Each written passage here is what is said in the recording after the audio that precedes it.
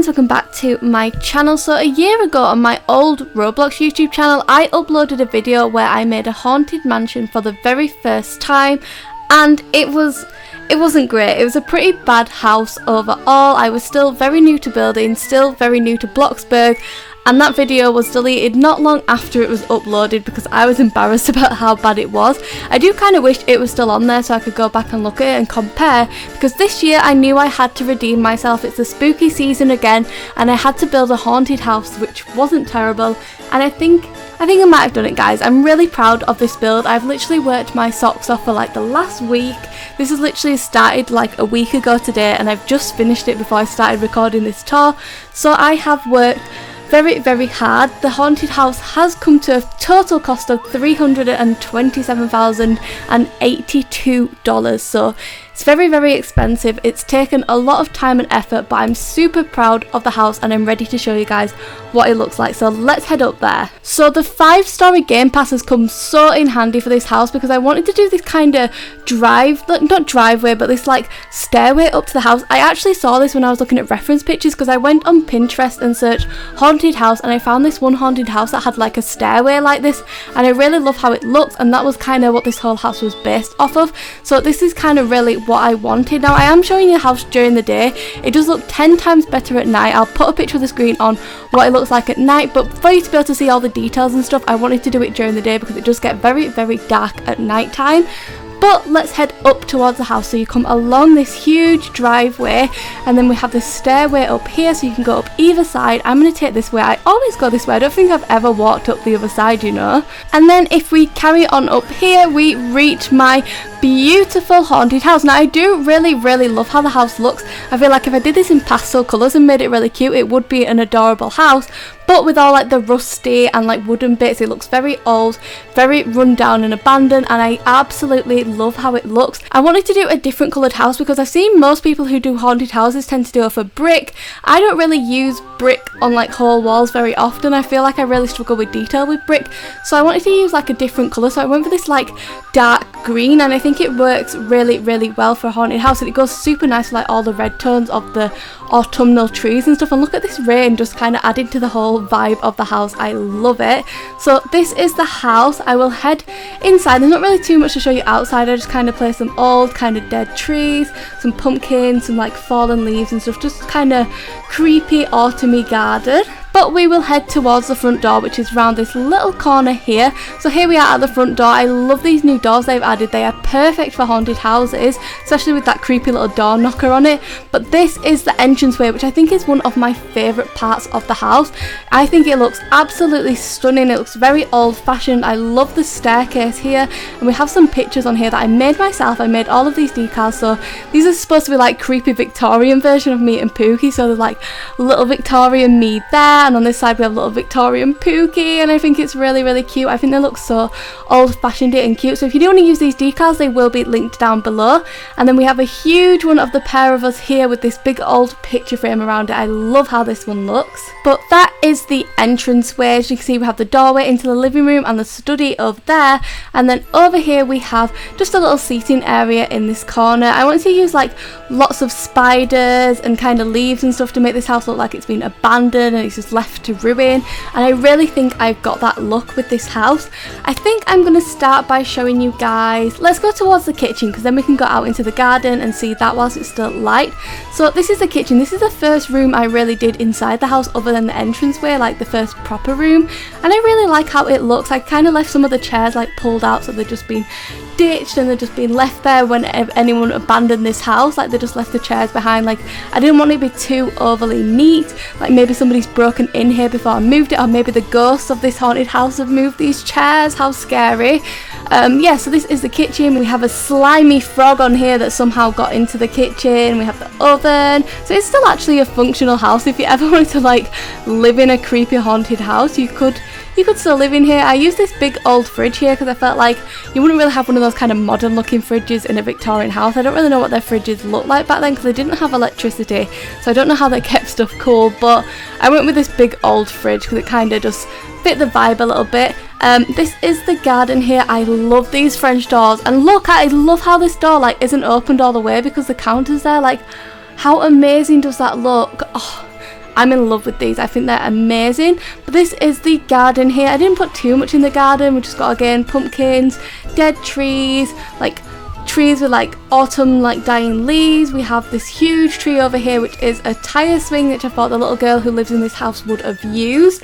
It's just a very plain garden, but it goes really nice with the house and it just looks super duper pretty. Here's a look at the back of the house. It's not as interesting as the front. It's very flat looking, but still quite nice. I'm gonna head back inside and carry on showing you the downstairs rooms. I think next we'll go in the living room and then the bathroom, because there's a very secret room in the study that I'm really excited to show you guys, so we'll get the other ones done first. So this is the living room here, which has been very much left in ruin. This sofa has been left backwards. There's this huge decal of me here, though I kind of look like a spooky Victorian version of Phoebe with this hair. I wanted to go for like a party vibe, like an old-fashioned party outfit, so that's what I'm wearing there. And then there's me and Pookie above the fireplace, but this is the living room. Just very casual living room. It's got sofas. I don't really know what people would have had in living rooms back then. When I was actually decorating this, I was actually thinking like, what did Victorian people have in their living rooms? Because they didn't have TVs and stuff to watch, so they must have just had like sofas and that was it basically. Like they wouldn't have so much stuff in there, so I just kind of used candlesticks and bookshelves and stuff just to kind of fill out the space a little bit. And I absolutely adore these little lights they've added. They go so well with this build. Like I barely have ceiling lights in this build. This room has a chandelier, but some of the rooms I don't have any ceiling lights in. So then this little room over here is just a downstairs bathroom. It's a little bit dark in this bathroom. Is this light on? It is on. It's just a little bit dark and spooky, but I kind of like how dark it is. Oh, this was a really cool idea I saw a subscriber do. I'm really sorry, I don't know who did it. I was looking at somebody's house in game when I met them, and they used these pillars to make like a shower curtain, and I just thought it was such a fun creative idea and I really want to use it, but I really don't know who did it. So if you did show me this idea, thank you so much for giving me this idea. Do comment down below and hopefully I can give you a little bit of credit, but thank you for giving me this amazing idea to do a shower curtain, because I just think it makes this bath look a whole lot more interesting, and I could incorporate this kind of old looking fabric that really goes with the build. But this is the bathroom. There's nothing too much to see. We've just got very run down, overgrown. There's trees coming through the walls, there's spiders, just very creepy. I definitely wouldn't want to take a bath in here. Like I love baths, but I don't think they'd be very relaxing in this bathroom particularly. So now we'll head over to the study, which does have the exciting secret room in it. So this is the study, which is next door to the living room. It's a very small cramped study, but I do really like how it looks. There's a picture of Pookie above, I guess would be my desk or Victorian Spookles desk. So she has this huge picture above her desk, but just a very nice little study area. You've got this huge window here, this like bay window where you can look outside. Yeah, I really like this little study. And then we have the secret room here. So I wanted to add like a basement to this house, so I thought like basements are super creepy and scary. I really do not like basements in real life, so I wanted to add one in here because I felt like it would really add to the build. So I used the secret shelf here, which I did forget in the Halloween video. You guys keep telling me, I know I forgot it, I'm so silly. I did know it existed, but I just completely blanked and forgotten it at the time. But let's head downstairs so I can show you this very secret special room, because I absolutely love how it's turned out. So this is supposed to be like a kind of creepy witch's basement. I just think it looks amazing. Like look at all like the potions and stuff lining the walls of the room. It looks amazing. We have over here, we have a crystal ball on the table. I used a snow globe, which is an idea I got from my friend Diana, which I thought was such a funny idea. Diana is linked down below in the description if you want to check out her Halloween video. She made my intro, so if you just follow the link from saying who made my intro, you will find Diana's channel. But I got this idea from her and I thought it was super cool and creepy, and then I just got lots of kind of spooky things about the room. Over here I used Amberry's like skeleton design to make this huge scary skeleton on the table. It kind of looks like the witch has been like dissecting somebody or something, which is super scary. So there's a huge human skeleton on the table, and I just have some little cauldrons with little skulls around. I just think this looks so cool and spooky. Like I would love to be a little witch in this room. Like this is like the perfect witchy room. So now I guess we better head upstairs to the last rooms in the house. I will just jump over this little bit of railing, which is a little bit difficult, but I didn't want to get rid of the railing. I really liked the railing, and I will head upstairs towards the bedrooms. Up here on the kind of landing area, I just have another huge piano that all of my friends who've come to visit this build have like been playing on this piano. Like Merle was playing on it yesterday, and then my friend Ashley was playing on it today. Like, they all just like to come play creepy music on the piano in the haunted house. But it's not too much out here on the little landing. I just put some bookshelves to kind of dress it up a little bit because it looked a little bit plain. If we head through this door here, it leads to the little hallway, which is where the bedrooms are. There's another giant picture of me and another bookshelf. This room here is the upstairs bathroom, which is basically the same as the downstairs bathroom. Like, I used all of the same furniture, it's just in a different order. Again, I really like it. It's a little bit lighter than downstairs, and yeah, it's just a nice spooky bathroom with a scary slimy frog in there. Ugh. Then coming down the hall next to the bathroom is the little girl's bedroom. I do have 2 beds in here. I guess you could have a friend to sleep over.